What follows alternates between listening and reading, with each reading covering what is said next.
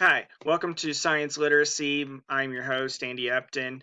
Um, Today, we're going to be talking about a couple of things just that have been popping up recently. I know it's been a little while since I last recorded an episode, but things have been kind of crazy in my life, and so I just didn't really have the time to get around to doing this.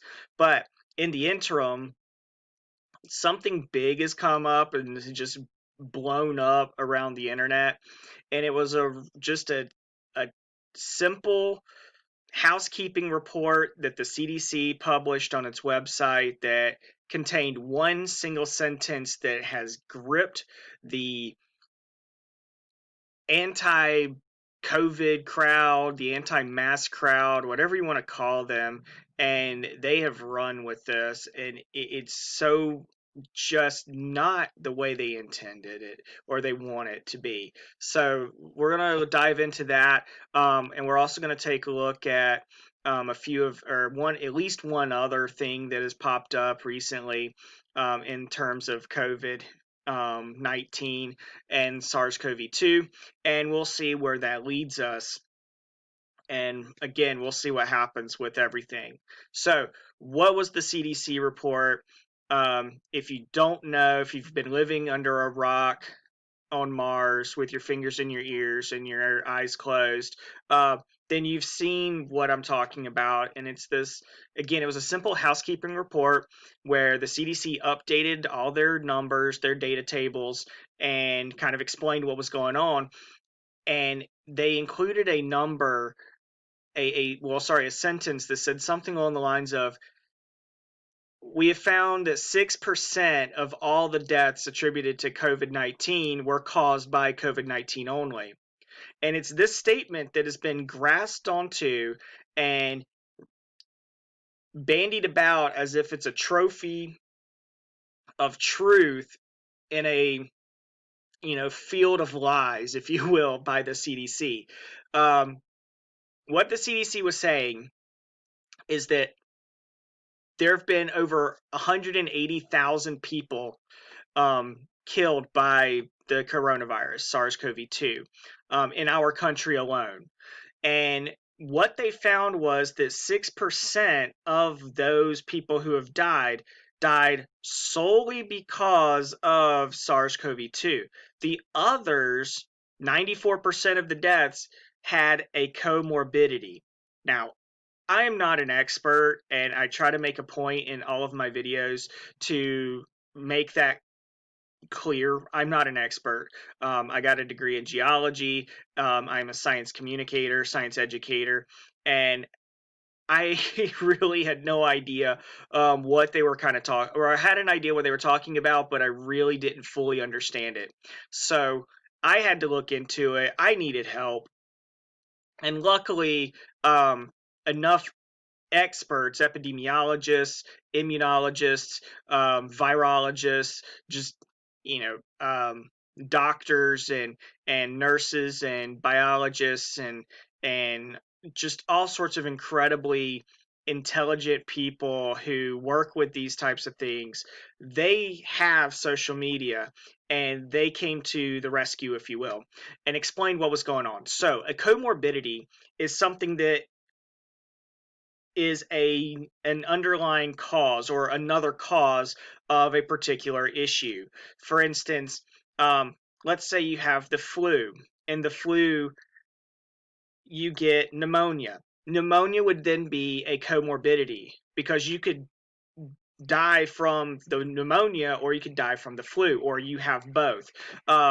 HIV. HIV attacks the immune system, allowing you to become infected with a large number of diseases that serve as comorbidities. Now, what is important about this is that, again, 94% of the 180,000 plus deaths so far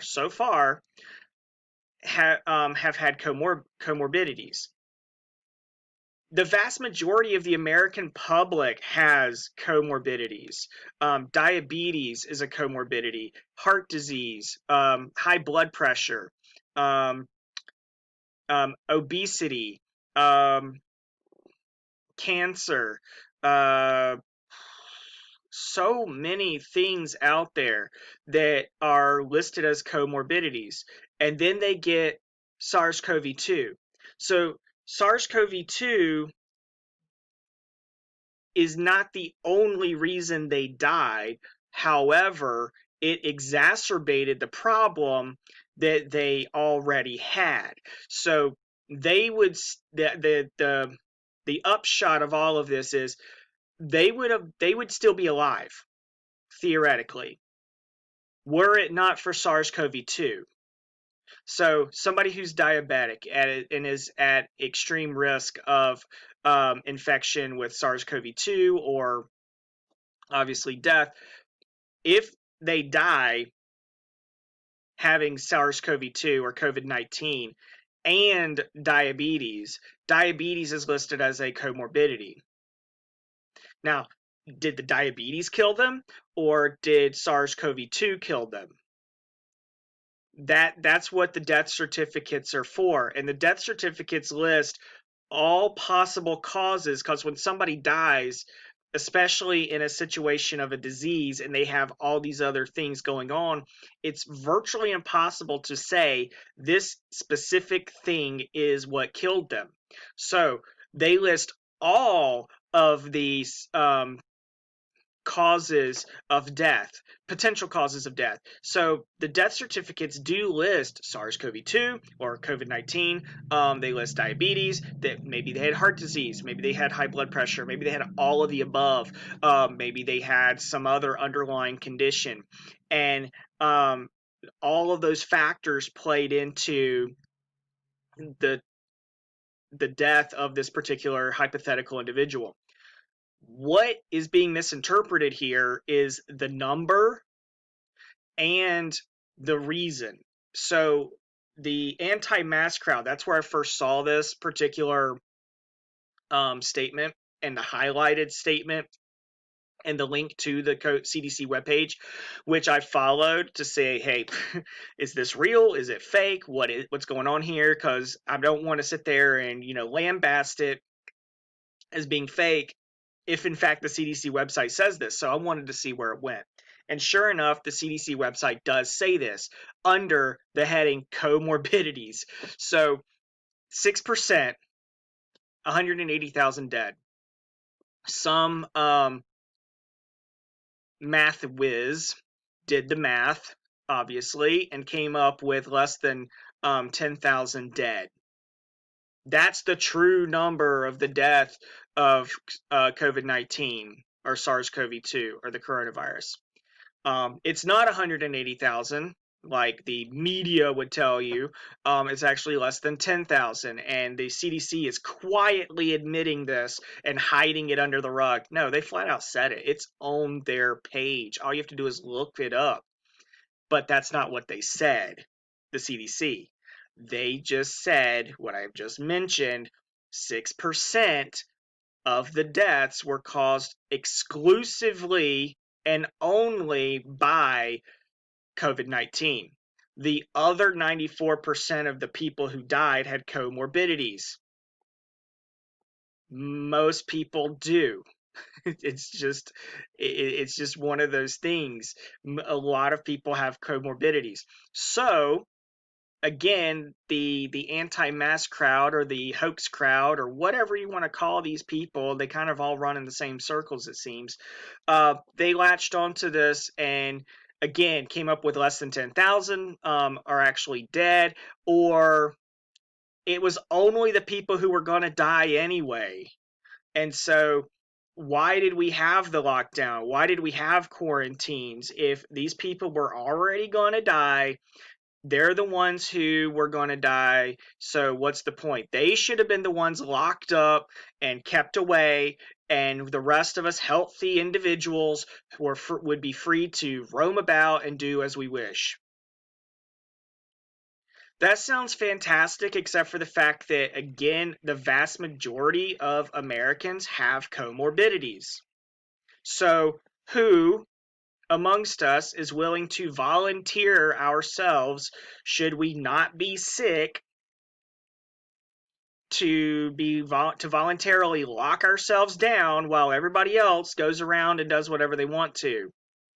Probably far fewer than are willing or angry at being locked down, I would imagine. Because if I'm not sick, then what's the point, right? If everybody is locked down because we're trying to prevent this disease from spreading, then everybody's in the same boat, right? But if we just say, hey, you're old, you have diabetes, you have high blood pressure, you have heart conditions, you have liver disease, or you have some sort of maybe a cancer, or any number of these particular comorbidities, we say, okay, you meet all you have one of these checked off, you need to go lock yourself away from society. Now, it doesn't matter if you're sick or not, or you're not sick. You need to lock yourself away so that everybody else who's healthy can go about their lives because you're inconveniencing them. It's a savagely selfish mantra to even think about that's the solution. That's not the solution. First off, even if you're healthy, you can still catch this disease. You can still catch it and you can still die from it. So it's not just the sick or the elderly or, again, these comorbidities that we're going to die. It's everybody can catch this, and everybody will have lasting effects from this should they receive or basically suffer from it more extremely than other people. It is a terrible, terrible disease that's just running rampant through our society because there are those who would love to just ignore.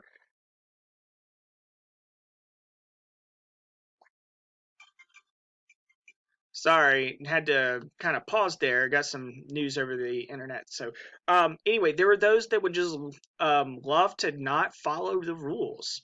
It's absolutely insane that that exists. So, the 6% of the 6% figure that the CDC reported on, that's not fake. That's real. Is it all there is to it? Of course, it's not all there is to it. Um, but for whatever reason, a certain subset of the society has latched on to this statement and has deemed it the truth. Okay? I got into a little, I didn't know, it wasn't even an argument. I made a comment on a post where this person would just kept saying 6%, as if that was the only thing that would, that was the argument, and that would solve the entire thing. 6%, that proves my case, right? And this person was on a science website or a science group, and the science group posted the truth, the explanation of what the 6% meant, what the comorbidities meant, and all of that. And this person was adamant, the CDC is hiding stuff. So people tried to point it out. Hey, here's an epidemiologist. Here's what they say. Here's a virologist. Here's what they say. Here's what the CDC says. Although the CDC is a little in a little bit of a kind of an interesting situation due to, unfortunately, politics, and I'll get to that in just a little bit.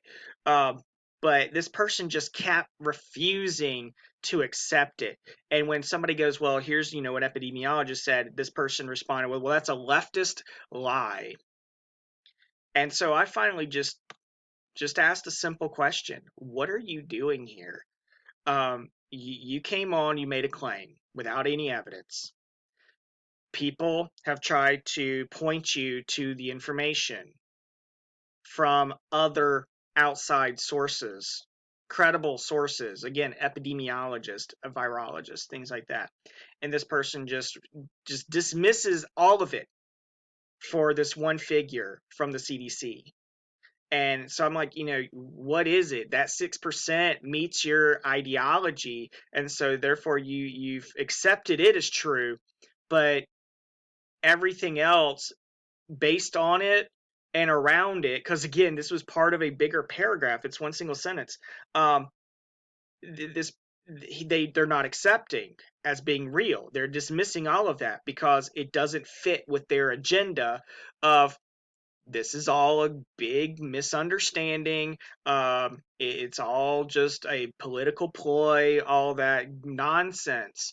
Um, and the person just responded with a very childish response and didn't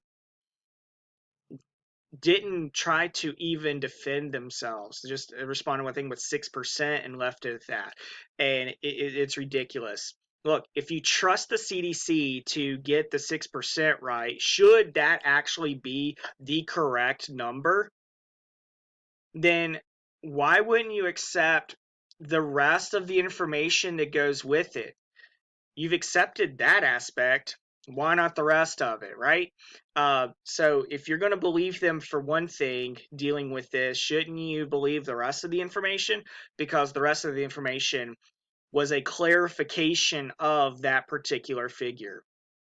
So, unfortunately, politics have latched onto this. It's become political. It shouldn't be. It's a pandemic. People are dying, whether you're on this side or this side. People are dying. 180,000 individuals in our country have died, um, and it's horrendous because it's not stopping. It's not stopping. If this were the end and we were looking back at it and said, wow, 180,000 people died, it could have been a lot worse. It could have been better, but it could have been a lot worse. We're not seeing that because we're not at the end. We're still in this. People are still dying. So the political side of this has become very dangerous. Um, this is not political. There are other countries who are experiencing people dying of this. I read recently that Boris Johnson, the Prime Minister of England, is stepping down from his position because of lingering effects from his bout with COVID-19. He got COVID-19 earlier in the summer, and he survived, but his his body is still suffering from this disease, and he's not able to do his job. I don't know what that has to do with our country or our president or the election coming up, because it doesn't have anything to do with any of that. Here's a man who's across the ocean, 3,000, 4,000 miles away, suffering from a disease that apparently is a major political party's attempt to overthrow or take over the country, our country. It's mind-boggling the mental gymnastics that people have to perform in order to justify their reasoning that it's all a big joke.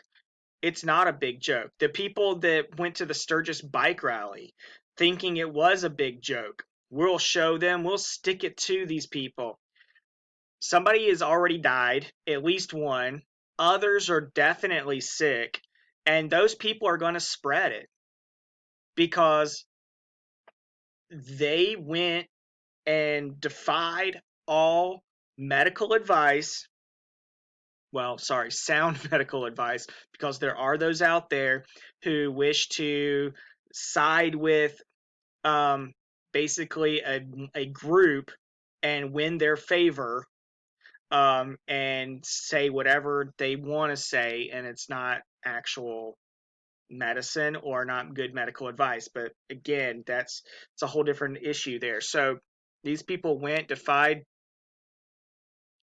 the prevailing medical advice without masks, without social distancing, attended the annual Sturgis bike rally, and people are getting sick and somebody's already died. So there are consequences for our actions, and there are consequences for these actions. And nobody can say, well, we didn't know. No, you know, We've known this for a very long time. For several months, we've known that this is what's going to happen if you basically ignore medical advice.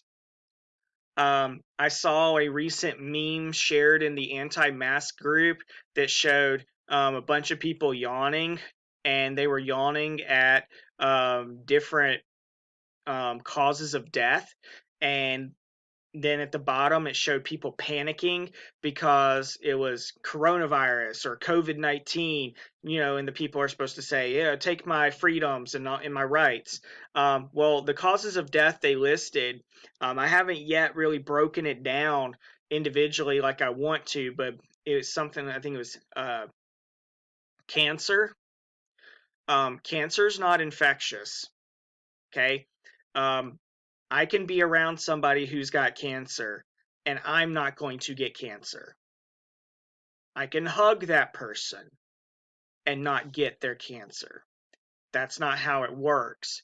Yes, a lot of people die because of cancer, but please understand that cancer is not a single thing.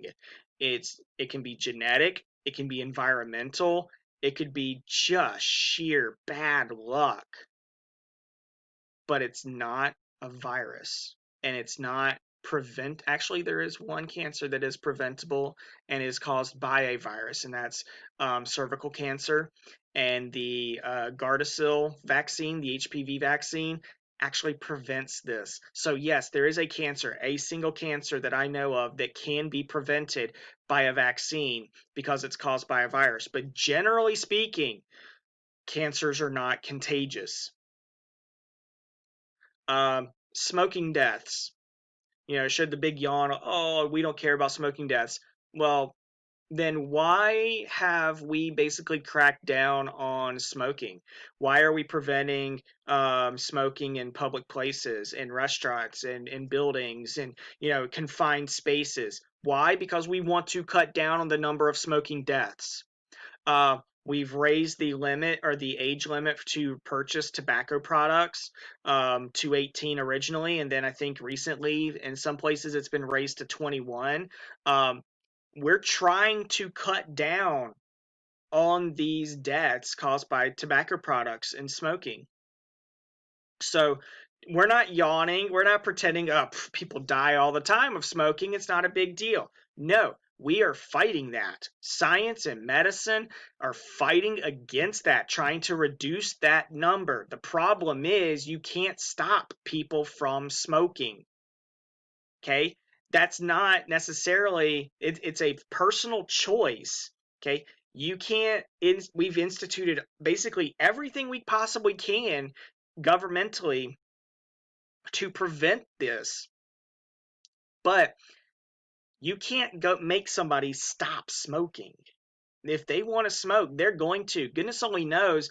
I know as a high school teacher, I have had so many conversations with high school students who admit to smoking, and I tell them, you're going to kill yourself with this. And they look at me dead in the eye, sorry, bad pun, and say, yeah, I know, but I can't stop. It's an addiction. That is a disease, and we are fighting it. So we're not pretending this is not a big deal. Suicides. That was another yawn. We fight suicides. We try to prevent suicides. There's suicide hotlines. There's suicide preventions. There's all sorts of things, but that's a mental health issue. And in our country, we don't take mental health seriously. So, yeah, the medical community, the scientific community are fighting this. They are trying their best to bring this to the attention of the community at large, but there is almost nothing we can do to really stop this. There's no governmental restriction. You can't ban people from killing themselves because that's impossible to do. So, are we pretending like, oh yeah, people die of suicides, we're not going to care about that? No, we do care about that. It's just virtually impossible to do anything about it other than what we're doing, and we're fighting hard to have mental health recognized as something that's very, very important. Let's see, what's another one that kind of was car accidents. Hey, guess what? We make cars safer. We're trying to prevent the numbers of deaths in cars. Airbags, automatic braking systems on cars. How many commercials have you seen of the car, the guy like turning around, looking in the back seat, and all of a sudden his car stops without him realizing why? Because there's a car in front of him that's stopped. Okay, we're making cars smarter to prevent more deaths. So we're not pretending like, oh yeah, that's not a big deal. We're making cars safer. Science and medical community and engineering community, car manufacturers, we're trying to fix this. Um, war deaths. That was another like, oh, yeah, right. Anybody remember Vietnam? I don't. I wasn't alive then, but I'm pretty sure there were lots of protests about killing or the deaths going on in Vietnam. By the way, we surpassed the number of deaths in Vietnam months ago, or at least weeks ago. Okay, this pandemic has only been going on for less than a full year, and we've already blown past the death total from the Vietnam War. I'm pretty sure this is not this isn't no big deal. This is a big deal. This is a thing, and it's not going away anytime soon. So yeah, I'm pretty sure people protest over the deaths in wars. We're not pretending like that's not a big deal. It is a big deal. There's a whole monument in Washington dedicated to the dead of Vietnam. Okay, so if we had a similar monument for COVID-19, it would be bigger than the Vietnam Memorial. So yeah, we're not pretending like, oh yeah, no big deal. What we're blasé about that one. No, not at all. We are definitely fighting that one. Flu. Yeah, the flu just does not seem to want to go away when in conjunction with the coronavirus. The flu is not the coronavirus. I've done a episode on this. They are different viruses altogether. But the flu deaths. There's a vaccine for flu. There are antiviral drugs that we take. Tamiflu is just one that pops to mind that we can take when we catch the flu. So yeah, we're not pretending like, oh yeah, flu deaths, they're not a big deal. There are flu vaccine drives or advertisements or public service announcements. Get your flu shot. Working in a school, I don't know how many times or sorry, every year for almost an entire week, we basically beg people, both staff and students alike, to get your flu shot. Does it prevent the flu? No, but it will make it less severe should you get the flu. Okay, so flu deaths, we're not blasé about flu deaths. We're trying to prevent them. But the flu mutates so quickly, we can't eradicate the flu virus. The best thing we can do is keep fighting it every single year. Which brings to mind, when it comes up, get your flu shot. Please get your flu shot. So that's a few of, I don't remember all of them off the top of my head, but those were a few of the bad comparisons to things that cause a lot of deaths and SARS-CoV-2, COVID-19. One, those things are not contagious except for the flu. And again, that one virus that causes cancer, the HPV virus, human papilloma virus. Car deaths, not contagious. Smoking, not contagious. Although you can kill other people with your secondhand smoke. So if you're a smoker, that's on you. I'm sorry, but it's true. War deaths, not contagious. So Suicide's not contagious. So this is contagious.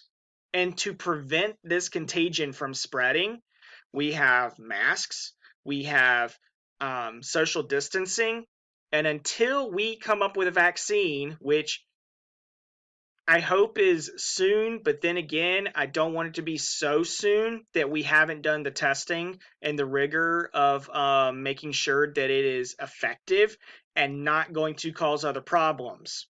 Okay, so we want it to be safe, we want it to be effective, and we want it to be soon. But soon is the last on the list. Safe and effective come first. So we've got to make them safe, we got to make it effective, and then we can get it. Hopefully it will be soon. But until we do, there's really nothing else we can do except, again, social distance and wear a mask. Those two things have proven to be effective at preventing the spread of this virus. Not hydroxychloroquine, not the oleander byproduct, which is, yes, it's a medicine, but has not been approved for this use. Not saying that that doesn't make it effective, but sorry, there haven't been any studies to show that it is effective. So you could be doing more harm than good. You can't just go grab a bottle of pills off the counter and go, well, hey, look, I'm taking medicine to fight this disease. That's not how things work.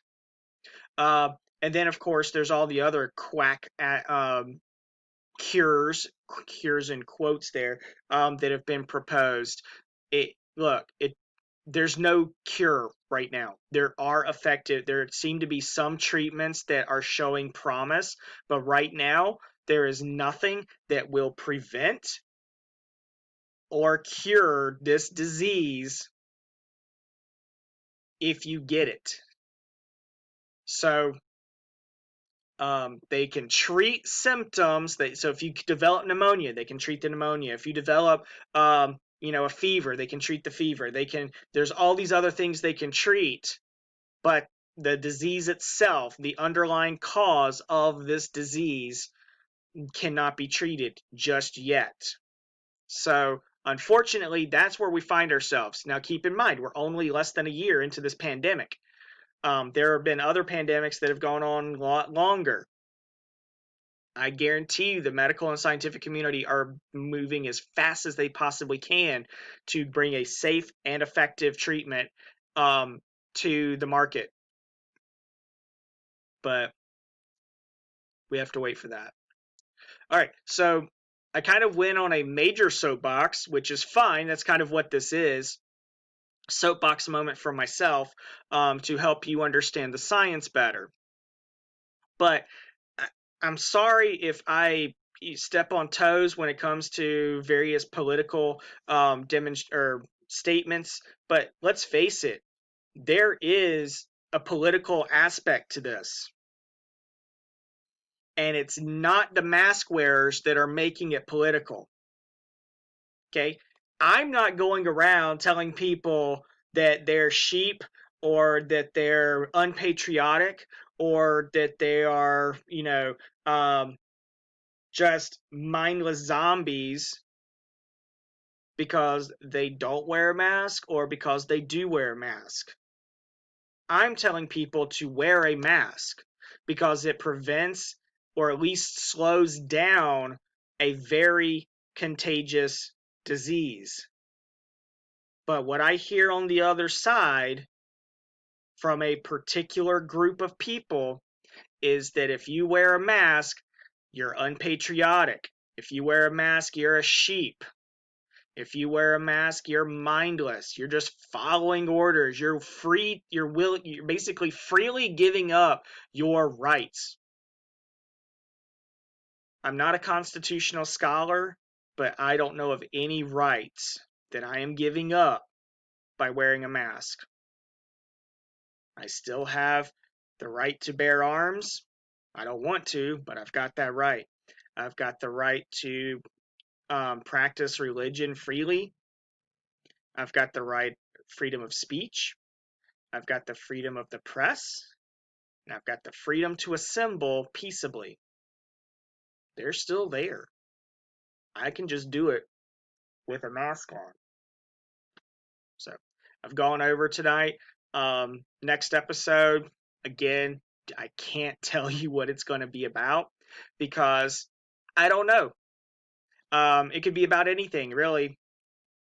We'll see what happens. What happens in the news, what happens in the world, what happens in the realm of science. But um, that's it. I'm your host, Andy Epton. That's it for Science Literacy.